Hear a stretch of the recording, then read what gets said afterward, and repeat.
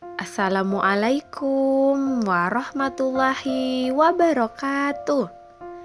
Apa kabar anak-anak solih solihah? Semoga Allah senantiasa menjaga dan melindungi kita semua. Bertemu lagi dengan Ustazah Dewi di mata pelajaran Pendidikan Agama Islam. Hari ini kita akan belajar materi baru, yakni bab 10 tentang kisah Nabi Nuh alaihissalam. Sudah siap menyimak baik-baik anak-anak?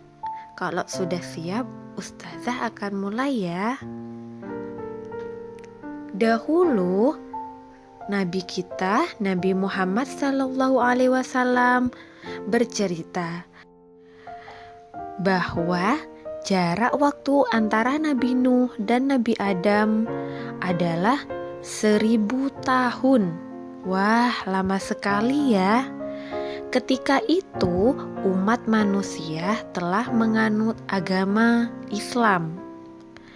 Nabi Nuh lahir 126 tahun setelah Nabi Adam wafat.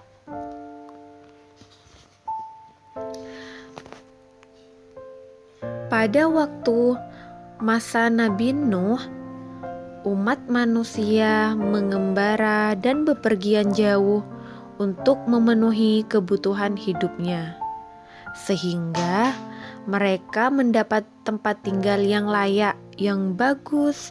Kemudian mereka berpencar-pencar mendiami suatu daerah yang berlainan dan saling berjauhan antara satu dengan lainnya. Waktu itu juga kelompok-kelompok keluarga dipimpin oleh seorang tokoh yang soleh.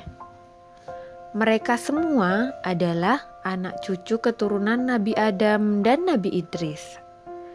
Setiap kelompok berpencar dan dipimpin oleh orang-orang soleh. Di antara mereka ada 5 orang yang hebat dan soleh yang namanya diabadikan dalam Al-Quran, yaitu Wad, Suwa, Ya'hud, Ya'ud, dan Nasr. Kelima orang itu menjadi teladan dan pemuka kaumnya.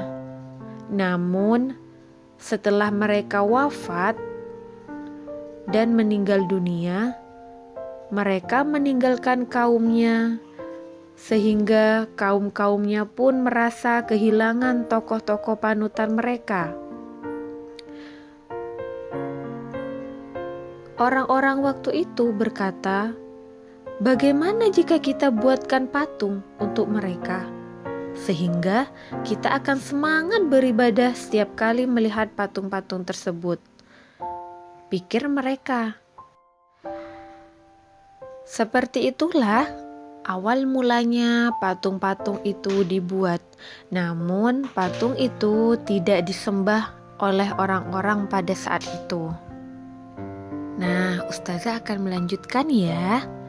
Kemudian pada waktu generasi pertama yang membuat patung-patung itu meninggal seluruhnya, lalu iblis membisikkan sesuatu kepada generasi kedua. Waktu generasi pertama sudah meninggal, generasi kedua itu dibisikkan oleh iblis. Apa kata iblis? Iblis berkata, "Wahai kalian, sebenarnya pendahulu-pendahulu kalian, nenek moyang kalian itu menyembah patung-patung ini. Dan bahkan hujan-hujan pun turun dari langit berkat pertolongan dari patung-patung ini."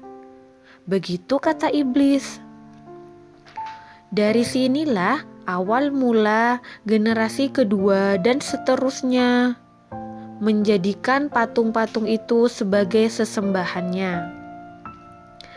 Namun Allah sangat menyayangi dan memperhatikan hamba-hambanya.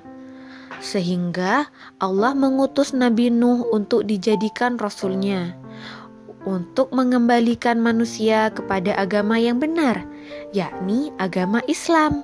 Agama yang mengajarkan untuk menyembah Allah semata dan meninggalkan patung-patung atau berhala-berhala yang mereka sembah.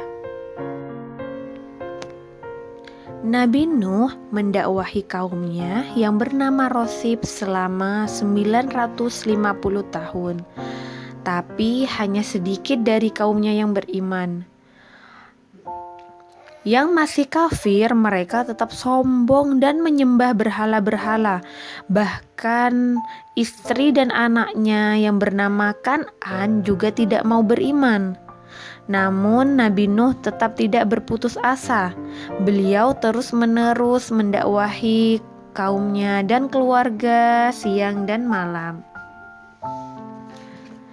Beliau mengatakan kepada umatnya untuk bertaubat dari menyembah patung-patung tersebut, tapi hati kaumnya lebih keras dari batu. Mereka tetap tidak mau berhenti, bahkan mereka mengejek Nabi Nuh, menganggap Nabi Nuh sebagai pembohong dan sesat, dan diancam hendak diusir dari negerinya.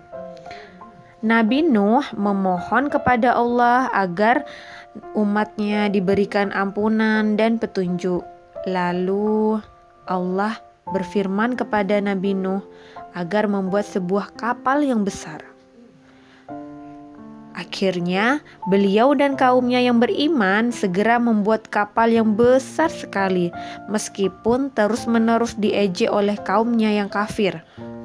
Nabi Nuh membuat kapal sementara pada waktu itu tidak ada banjir ataupun sedang tidak musim hujan. Nah, bagaimana selanjutnya tentang kisah Nabi Nuh beserta umatnya? Ustazah akan melanjutkan pada hari Senin pekan depan ya. Tetap semangat belajar dan jangan lupa sholat 5 waktu. Ustazah akhiri. Assalamualaikum warahmatullahi wabarakatuh.